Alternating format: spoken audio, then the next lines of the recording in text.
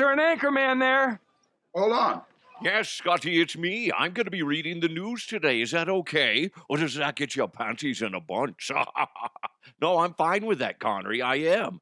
The only thing is, are you going to take it seriously? Scotty, that hurts my heart. Listen, for all the times I've banged your mother and you treat me like this, that's not how you treat, a companion to your mother. Connery, Jesus. Okay, Connery, I will let you do the news, okay? I want to talk about this first subject before we get into the headlines, and then I'll read the commercials for you. Is that okay? Sure, sure. I see you don't trust me with the commercials. That's fine. But when you're talking about junk, in somebody's trunk, I know what deep in my heart that I should be saying Storm Bros junk removal, okay? But you won't let me, you son of a bitch. Come on, stop it. Okay, like I said, it's going to be a great show. We're broadcasting from the Storms Bros Junk Removal Studios. Connery is going to be reading the news. Before we get into all that, and this happened kind of late last week, Chuck Norris died. Holy cow. 86 years old, martial arts legend. I was trying to explain that to my son. He didn't know who Chuck Norris was. And first of all, I had to walk away, take a couple deep breaths, and realize I messed up. As a father, I fucked up, okay? He doesn't know anything about Walker, Texas Ranger. He doesn't know anything about Chuck Norris battling Bruce Lee, actually fighting, and they were like really good friends and they would train together. He doesn't know anything about it. That's my fault. It's my fault, okay? That's my cross to bear, okay? But anyway, in honor of Chuck Norris, and I don't think I did. I think it was, I'm going to play this because J.R. Slick sent me this link right after it happened. And I'm like, oh, that's perfect. Because I was going to read some of these personally, but there was a commercial with Chuck Norris reading those Chuck Norris jokes. He wasn't reading them. These old guys were. And what happens is these two old guys are sitting in like a tavern, and Chuck Norris goes up to the bar, and they start realizing that Chuck's there, and then they start going through some of these Chuck Norris jokes. Let's go through it. It's fun. Don't look now. Chuck Norris is right behind you. I heard superheroes read Chuck Norris comics. I heard at night the boogeyman checks under the bed for Chuck. I heard Chuck Norris's reflection won't even look him in the eye. I heard when cops need cops, they call Chuck Norris. I heard when Chuck gets in the water, sharks get out of the ocean. I heard when Chuck Norris is hiking, grizzlies look out for him. I heard Chuck Norris rides the motor without the cycle. I heard Chuck Norris wears a hat to protect the sun. I heard medicine takes Chuck Norris to feel better. I heard what actually killed the dinosaurs was Chuck Norris. I heard cats say they have Chuck-like reflexes. Chuck-like reflexes. I love that. That's so awesome. And you're hearing stories come out from his bodyguard, old bodyguard or something like that, where he's like, hey, by the way, guys, Chuck loved those jokes. When Chuck Norris was born, he drove his mom home from the hospital. Come on, that's crazy funny. Chuck Norris doesn't flush the toilet. He scares the shit out of it. When Chuck Norris slices onions, the onions cry. I like when the boogeyman goes to sleep at night, he checks his closet for Chuck Norris. There is no theory of evolution, just a list of animals Chuck Norris allows to live. When Chuck Norris was in middle school, his English teacher assigned an essay, What is Courage? He received an A+ for turning in a blank page with only his name on top. When God said, let there be light, Chuck Norris said, say please. Chuck Norris destroyed the periodic table because Chuck Norris only recognized the element of surprise. Chuck Norris once ate a Rubik's Cube and pooped it out solved. That's so sick. I don't know if he'd like that one. The flu has to get a Chuck Norris shot every year. See, those are good. If it looks like chicken, tastes like chicken, and feels like chicken, but Chuck Norris says it's beef, it's beef. Chuck Norris is the only reason Waldo is hiding. I like that. That's a good one. A legend. A legend, guys. Wow. It's one of those things where he he was so iconic and just I guess my generation, we grew up with him and he was and you have these jokes with it. And the fact that he had a good sense of humor and me growing up with watching on TV Walker Texas Ranger and he was this badass, you know, he calm, cool, collected. I never heard a bad word about Chuck Norris. And for him to pass away, truly, truly devastating. And I guess it's because he was a good dude. So, um, Chuck, so what did somebody say? Heaven just got a little safer. I think that's cool. I mean, when you pass, don't you want people to say only good things instead of like, well, DeHuff's dead. Thank goodness. What a prick, right? Well, whew, well, it's about time that motherfucker went. That's what they would say about me.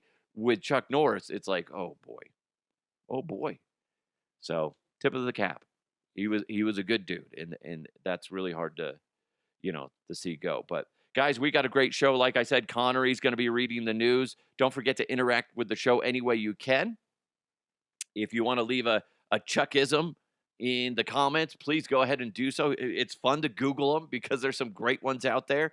Just leave it in the comments. If you could, leave a great review for the show wherever you're listening to this as well, whether it's Apple, uh, Spotify, maybe YouTube, whatever. Please go ahead and do so. And you know what? I think what we need to do, Connery, are you ready for this? Scotty, I was born ready.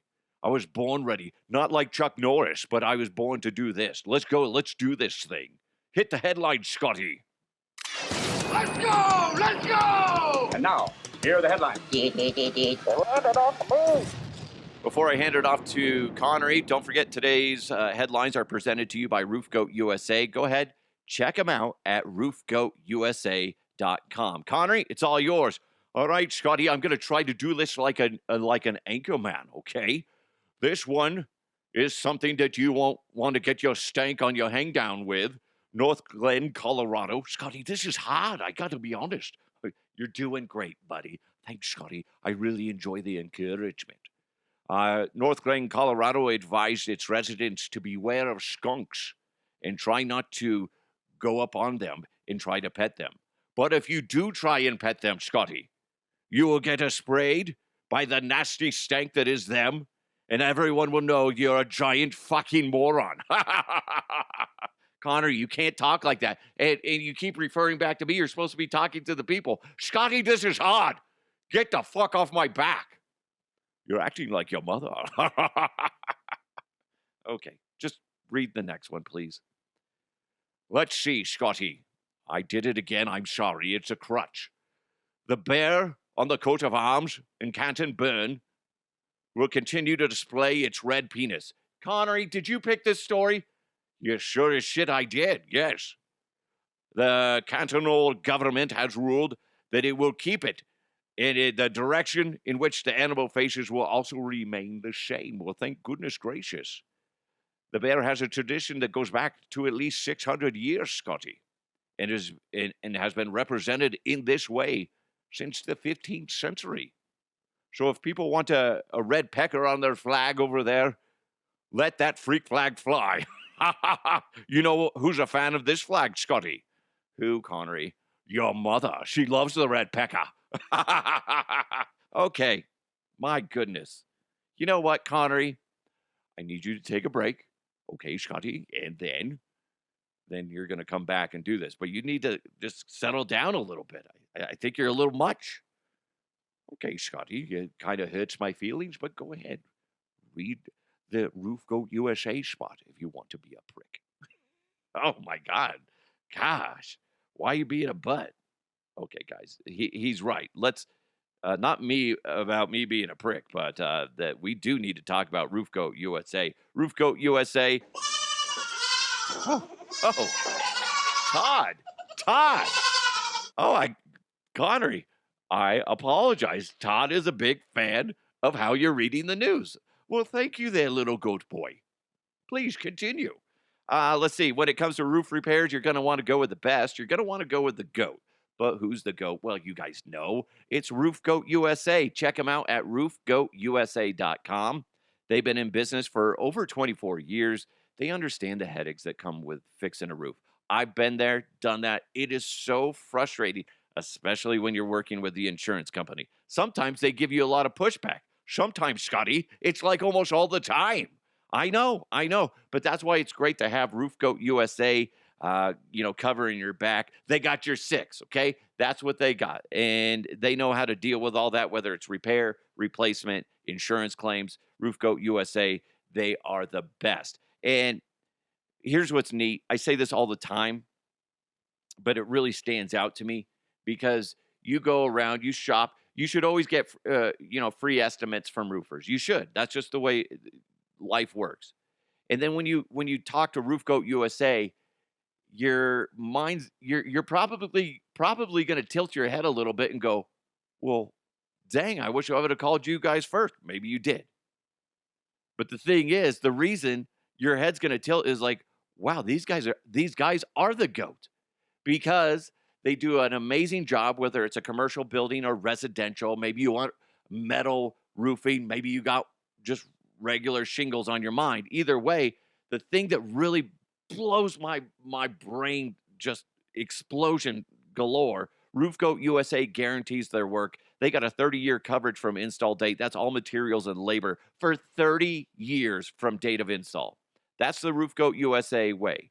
That's a huge reason to step behind Roof Goat USA because they believe in their work and they believe in giving you the right product and doing the job top notch. It's the way to go. So check it out, Roof Goat USA. Contact the Roof Goat USA crew at roofgoatusa.com. Experience the Roof Goat USA difference today. Scotty, I think you fucked that one up a little bit. Connery, you don't always have to point out when I screw up. I'm just saying it's kind of funny. You were making fun of me earlier for screwing something up, but you screwed up too. I feel better about myself. Why are you talking like a 5-year-old? Shut up, Scotty, you butthead. All right, continue on with your news, Connery. Let's see. Sharks in the Bahamas are filled with cocaine, caffeine, and painkillers. Just more reasons to stay out of the ocean, I say. Coked out, hopped up on caffeine, pain pill poppers are scary enough when passing through Florida. Now you have to worry about sharks. Does that make sense to you, Scotty? I know you got a little brain because, Florida is all wanked out on weirdos. Yes, I got it. Hey, listen, Connery, anytime you want to make fun of Florida, I'm here for it. It just makes sense and it feels right. You know what, Scotty? Of all our differences, at least we can agree that Florida is full of a bunch of whacked out weirdos. This feels good, Scotty. Would you like a hug? You little pansy. No. Let's see, Scotty. A zoo in England is asking nearby residents to report any sightings of a capybara that escaped from the facility just one day after arriving. Oh, geez. It did not like where it was at, apparently. Well, I'll give you this headline news, folks. If you do see this little fella, if you make eye contact with this wild beast, it will try and mate with you, and it could be extremely dangerous. Really? Oh, wait, Scotty, I'm sorry. That's your mother I was thinking about. The capybara is super adorable. It won't bang you. Oh, my God. Really? Really, Connery? I think this is a bad idea, guys. These stories are fascinating. But, Connery, I don't think you're doing enough research on the story. Research? That's some horse shit. I don't want to do that. I got too much time to be doing other things, okay? So back the fuck off. All right, anyway. Guys, real quick, we'll get back into headlines. But first, make sure you put your junk in our trunk. Scotty, yes, this is the one I should be reading. No, I don't trust you yet. The way you've been doing the news today, don't think I could just say Storms Bros junk removal if your home, garage, office, or yard is looking like a disaster zone. That's fine. We get it. Guess who's got your back? It's Storm Bros junk removal. They're fantastic. Yes, you could say that. You could. You could also say contact Storms Bros Junk Removal right now. Go to stormsbrothersjunk.com and sign up for a free quote. It's really super simple. I get it. Things pile up very fast, especially the busier life is. Maybe you have just a crazy work schedule. You got kids. It doesn't matter. It happens to everybody. And it causes stress. It causes stress. So let Storms Bros Junk Removal help you out. Whether it's couches, sofas, futons, mattresses, box springs, appliances, and electronics, Scotty. Is it okay that I jumped in there? No, it's not okay. But it happened. Anyway, you got wood, drywall. You said you got wood. Okay, Connery, stop it. Stop it. Whether it's wood, drywall, construction materials, yard waste, or maybe you're clearing out a warehouse, Storm Bros Junk Removal can help you out. So go ahead, check them out at stormsbrothersjunk.com right now. Get that free quote. That's stormsbrothersjunk.com. A free quote, super simple. They make it very easy for you. Or you can give them a call, 303-736-9404. 303-736-9404. It's Storms Bros Junk Removal. Put your junk in our trunk. You know what, Connor? You did okay there. You did. Thanks, Scotty. That means the world to me. I really look up to you as a, kind of a mentor to me. Is that true? No, you fucking pansy. Gosh dang. I can't learn jack squat from you. Oh my God. You know what, Connery? Let's jump into the mailbag. Mailbag. You've got mail. All right. Thank you so much, Connery, for doing this. Let's go into this question from Jamie. Jamie wrote in via DeHuff podcast at gmail.com. He said, a very simple question. I guess this was trending on Twitter. I don't know who was talking about it, but apparently there was some beef. He kind of did this big write-up, but ultimately he says, is radio still relevant? That's a good question, because the answer is yes and it's no. It's yes, because if all of a sudden a radio station calls me and they're like, DeHuff, we want to give you a slot, I'm going to take it because that's easy money, right? But as far as the amount of people listening, it's dwindling, and it's been dwindling.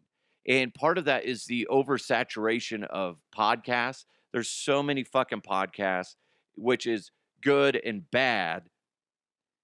It's good because you're hearing a lot of unique takes. You're getting more specific topic focus, which can be nice. I mean, guess what's on what my two top podcasts are? It's Mr. Ballin, who talks about strange, dark, and mysterious stories. Although he's leaning on murder a lot lately, and I don't like that. But like murder stories. But I like that. And then there's another one called The Y Files, and it's a deep dive into legends and just history and kind of finding the mysterious angles of things. And the guy, AJ Gentile, does a good job of, he'll tell you what the story is. Then at the end, he'll say, but is it true? And then he goes through the evidence and figures out, okay, no, this is a bunch of BS. Everybody believes it. He does a wonderful job. That's what I listen to. And then this show, I always go through and review my show after the fact to see what I can work on, what sounded good, etc. But like my wife brought this up. She's like, it's weird. Like every news station has a sub podcast. Every TV show, like I can't remember the one that's on Apple TV that Ben Stiller produces, but there's a podcast for that where they just talk about Adam Scott's in that show. I can't think of it. Severance.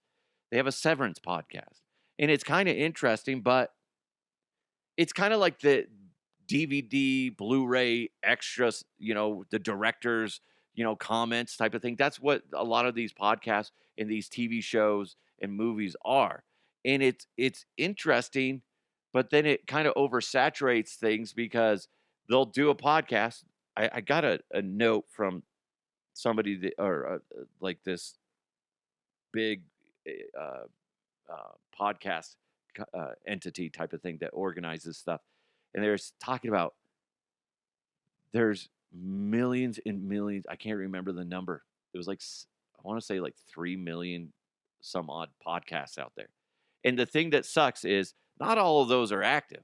Kind of going back to the TV show thing is they'll open up a podcast platform, talk about the shows, then the show's done, and then that podcast is still there and still contributes to the large number of podcasts. And then I don't know, it's just a lot of clutter. We're talking about junk with Storms Bros junk removal. There's so much junk. I wish they could go through and clear out all the miscellaneous unused podcasts that are muddying up the water and making it a little intimidating for people that want to advertise and stuff like that. And then you also got a bunch of people that like I've tuned in and I'm like, oh my God, no, it's a great idea, but ugh. That's why I'm also a consultant. If you guys ever want to do a podcast, let me know. I'll take your money, but I'll give you the years and years of experience that I have in the media to help you how you need to lay it out and how you can try to be different. The thing is, going back to Jamie's original question, is radio still relevant?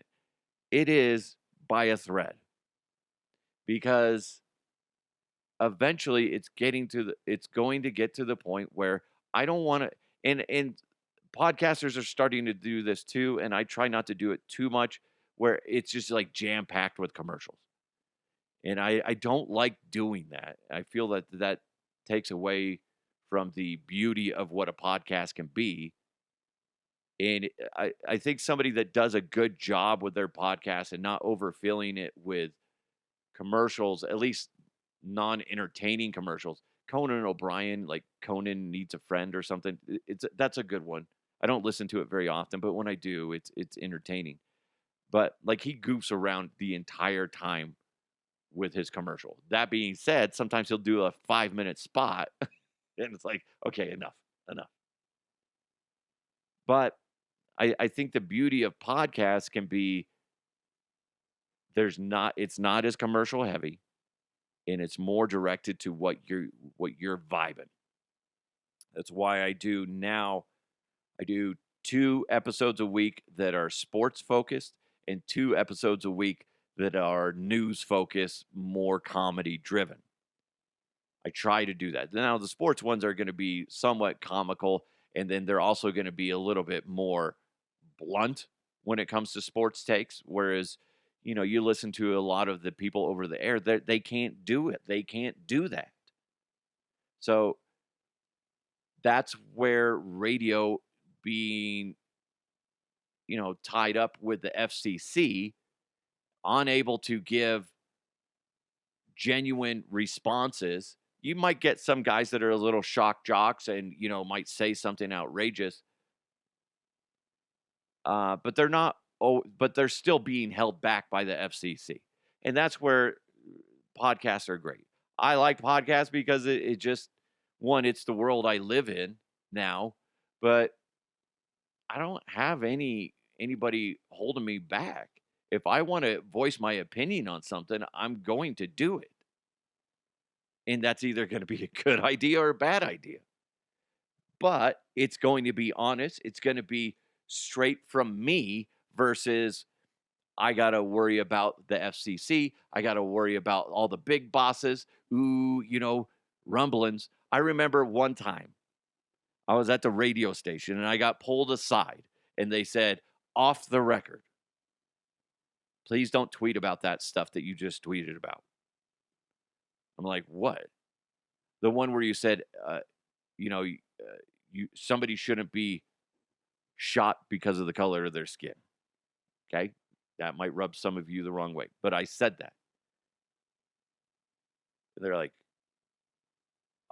I personally agree with what you said. So and so also agrees with it.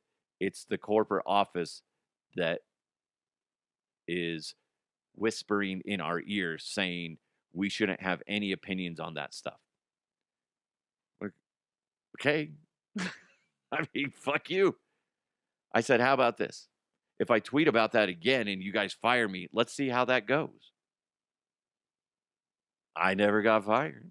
And that happened like a year prior to when I quit. But that being said, I'm not out there. I'm not always somebody that's out there, you know, giving a political opinion. I think at the end of the day, we can all agree that nobody should be shot based off of or attacked based off of the color of their skin or what they believe in. Anyway, we don't need to go down that path. The point is when you're in a podcast format, you're allowed to be genuine. You don't have to sit there and go, well, this is my opinion, but I can't actually say it. We were talking about that the other day when it comes to hearing the opinions from people that are being paid by sports teams. They're only going to add fluff, and if they do say anything that is slightly negative, it's not going to be something where it's genuine.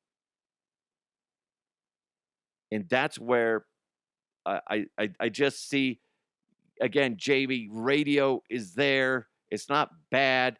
They just have deep pockets for the most part. But you just saw CBS. Was it CBS radio is folding? The big reason is not that many people are tuning in anymore. It's a podcast world. I've been saying this since I left and started diving deep into the podcast world. It's what it is, whether you like it or not. I do like the idea of if I'm on a road trip, I can tune into a local station and hear what music is popular in that area. I like that. But I'll tell you what, I do not like listening to music jocks.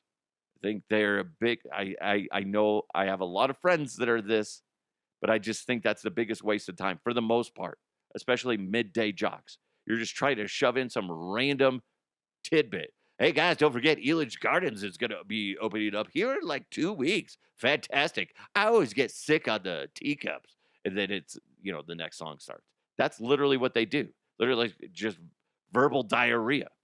I have a lot of respect for the talk show format, whether it's news, it's sports, or it's comedy, stuff like that. I love that. I respect the shit out of that. I have a hard time respecting music platforms. But anyway, Jamie, you made me go down a crazy, windy rabbit hole. People are going to start following CBS's, lead. That's what's going to happen. And you see it with Mile High Sports got rid of their transmitter, and they are mostly on, they're living in the digital world. Now, that being said, there might be shows that pop up courtesy of them on other stations. That might be a thing. But ultimately, why would a radio station want to pay for a transmitter, which is very fucking expensive, and paying for your call letters and all that shit? It's just a lot cheaper. And the ROI is a lot more significant when you do a podcast versus a radio station. So, if that makes sense, Jamie, that's a lot of information I just threw up on you. Scotty, I had a good thing going today, and then you just pooped all over it. Connery, you are such a wordsmith. Well, thank you, Scotty. I do appreciate it when you lend me some kind words. All right. That's it for the news from the Storms Bros Junk Removal Studios. Thanks for listening or watching, supporting the show. Another thanks to Roof Goat USA. Check them out at roofgoatusa.com. You guys are amazing. I hope you have a wonderful day. It's DeHuff Uncensored. Let's keep moving forward.